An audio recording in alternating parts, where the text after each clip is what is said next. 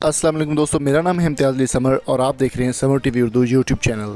दोस्तों, आज की वीडियो हम लेकर आए हैं आपके लिए पीएसएल की एक बहुत ही अहम अपडेट के हवाले से।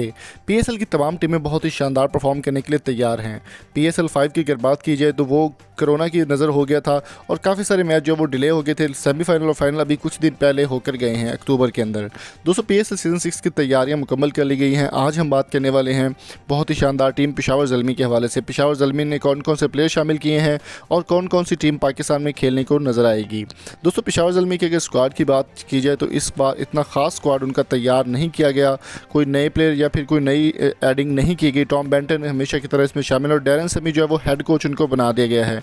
टॉम बेंटन जो इस बार ज़ल्मी का हिस्सा नहीं बन सकेंगे।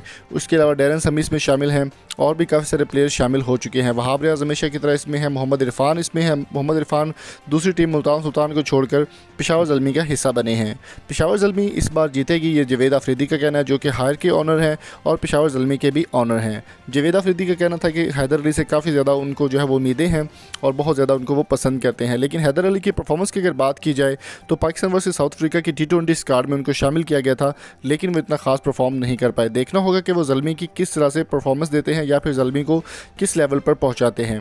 दोस्तों, पेशावर ज़ल्मी का प्रैक्टिस सेशन आज कराची में जारी है और पेशावर ज़ल्मी बहुत जल्दी ही अपना पहला मैच खेलने के लिए तैयार होगी।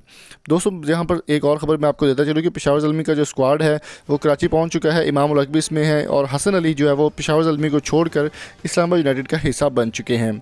पेशावर ज़ल्मी के तमाम प्लेयर्स की लिस्ट जो है वो जल्दी ही आपको मिल जाएगी और अगर आप पेशावर ज़ल्मी के फ़ैन हैं तो जल्दी से इस वीडियो को आपने लाइक करना है। डैरेन समी का कहना था कि हैदर अली से उनको बहुत ज़्यादा उम्मीदें हैं और हैदर अली को पेशावर ज़ल्मी का हिस्सा बनना एक एजाज़ की बात है।